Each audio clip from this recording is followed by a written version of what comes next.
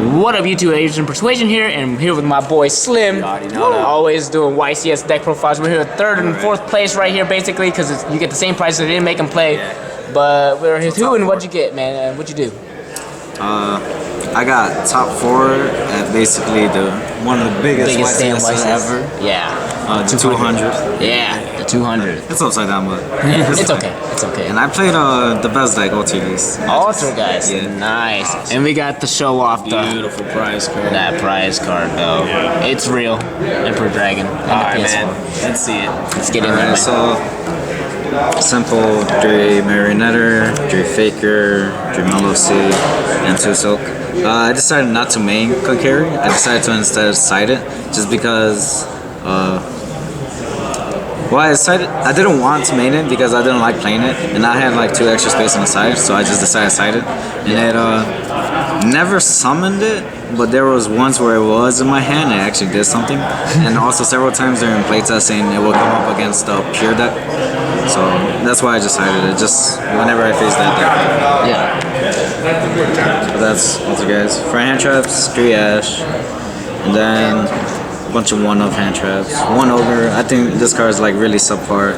Like it's only good hitting multi-roll, and then like I didn't want to play more than 1, because oftentimes that was in my hand against pure. Like I never used it. And then when I needed it, I didn't have it. So it's whatever. I still won those games. 1 Bell. Just stop Firewatch, stop Soul Charge. I stopped the Monster Reborn. Nice. It would have won me the game if like I didn't get cocky against one of the Goku players that I played in Top Cut. Then 1 Effect Veiler. So I played 600. multiple named hand traps, because I play Shared Ride in the main deck. And I wanted to be able to draw into different name hand traps if they keep playing. Spells, 3 Desires, the best card. 2 Duality, Consistency. This is also consistency. 2 more consistency. This card was amazing all weekend. Oh my god. Didn't see this very much and didn't see this very much, but like whenever I did see them, they were like amazing too. Yeah. But like I saw this a lot. This was MVP as far as the spells. You're playing 3, losing. You're right. I side 1 out a lot, depending if like the matchup is supposed to be grindy. Then like I don't want to open it too soon, but I do want to see it eventually. For Altergeist traps, I played a lot of them. The God cards. A lot more than normal people.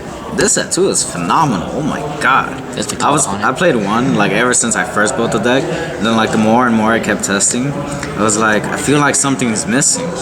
Yeah. And then like the moment I added the second one, I'm like, oh my god. What the fuck was I doing the whole time? Yeah, it's a really good card. Yeah, really good. Really good. This card is also amazing because it stops all your effects from being negated. And oftentimes, if your starting play is Marionetter, your opponent would like try to negate it just because they don't want you getting this card. So it's really important to get to this card as fast as possible because it's the best card in the deck. Outside of Multi-Faker and Mellow Seek and all the monsters. All the monsters are so cards. Like when you make them work all together, like the deck is insane. Yeah. Like just watch my feature match. Like game 1, it was like everything.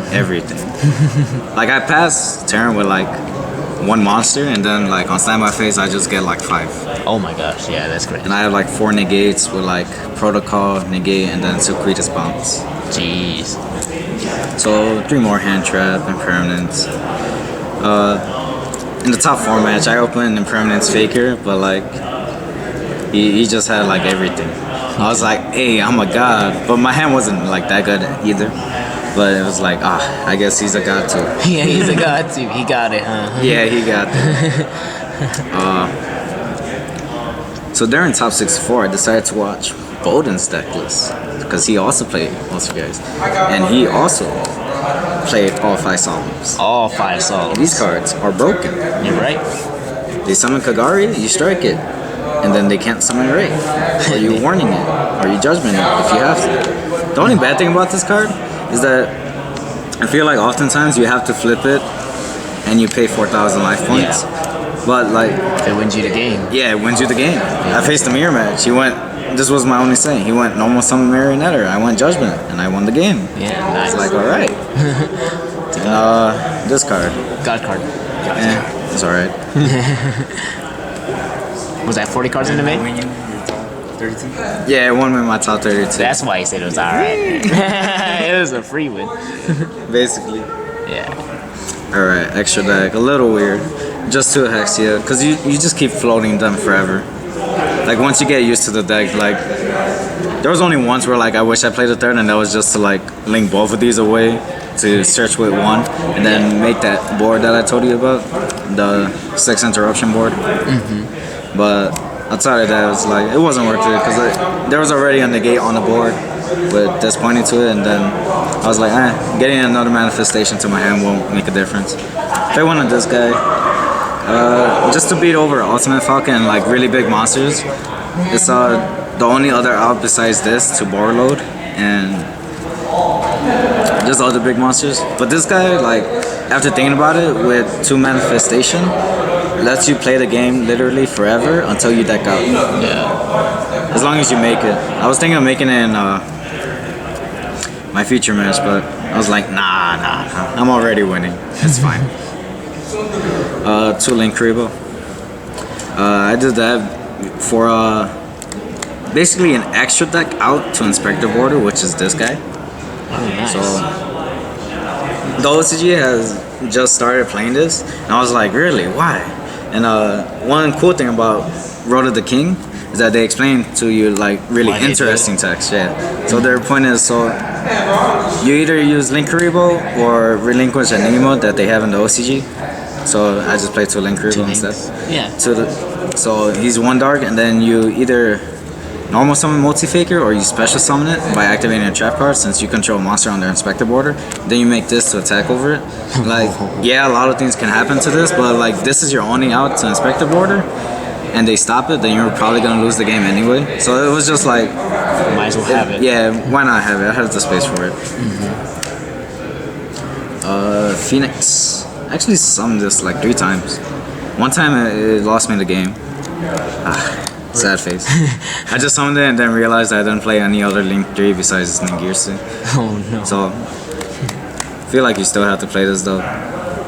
Like, you can maybe, like, if you don't like this part, you can definitely make one of these unicorn. That way you can get something that points down. Yeah. And then for the rest of my extra deck, it's cherries targets, but very specific cherries targets. I only wanted to side in cherries against decks that can kill me that very same turn, or like make something that I can't break. So I played M-Duck for World Chalice. Does that because Faisal Khan and Imran Khan are really broken. Shout outs to Faisal for talking. This deck because apparently it had a really high win rate. There was like a player that like, did he top? I think he topped. Yeah, like this deck topped. I was like, bet. Good thing I played the cherries. Didn't face him though. I saw them in Firewall for Goki. Yeah. This is normally the main cherries target, but with shared right, you have to be able to draw into cherries and use it. So that's why I play Firewall.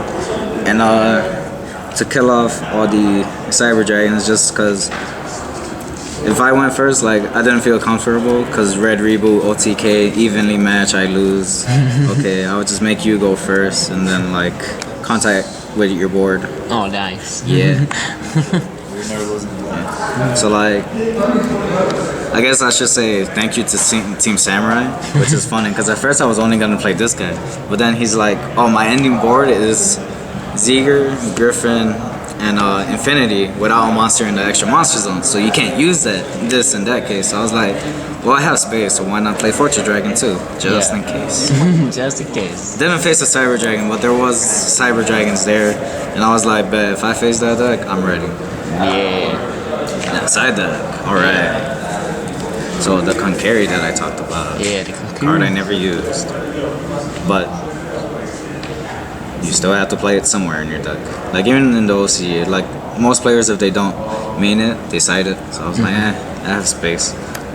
A second Ogre, 2 cherries for when you go second against Koki. And then you also side them in along with your inspective order when you go first against Koki, along with the third shared ride. This card's amazing. Oh my god. Every time I drew it, I won. I was like, alright. we get there. I summoned it, he was like, ugh. Broken. Raigeki. This is actually really good in the mirror, too. Just not only for like outing this, but also like if an Altergeist player ever finishes with 2 monsters on board, you probably just lost. And you probably like misplayed seriously, unless you have like every negate possible. Because those 2 monsters make a Hexia, and like every game I summoned Hexia, except in my top 4, game 3, I won like instantly. Basically, I was like, alright, I got this, I win. Just gotta grind it out. One unending nightmare for Draco and the mirror sometimes when it's good. This card is really good. Sided in against the 1 Draco I faced and the 1 mirror I played. I didn't open them, but like I drew into them and they were really good. And then the card that a lot of people were scared of, so they in Sky Strikers, so they never set any back row, and then I just normal summoned Mellow Seek and attacked for 5 and sent the 1 back row they sent. For sure, man. Awesome, man. Shout out you want to give, bro. Shout outs to these guys over here. These guys all right here. They're all We right got here. camp right here, man. You're right, man. I let We them was down. rooting for him the whole top 8. The whole top all the 8. way, all the way, man. And then when it came to top 4, he was split. He was split. He didn't know. Him and Manav, they were both my friend. I told them both, I bowled them both to win. Top 4 with me versus Manav was basically a final. Yeah, You should we told them before they definitely started been. it was going to be the finals. Like, Yeah. probably one of the hardest matchups matches that I ever had to play. It was my only pure Sky Striker loss. Man. I started off the event 10-0. It was like insane. He's like, all my friends are like, what the hell? Like, it's like you're good or something. I'm like, bro, tell me about it. And I just saw Came a long way from Buster Dragon. Came a long way from True, I played Rogue for years, so whenever I went to YCSs, I didn't top. I was like, it's fine. That's all Today right. I wanted on top, so I played the Got it best. now, deck. bro. got the Look prize at it, card. baby. I got there. I got there.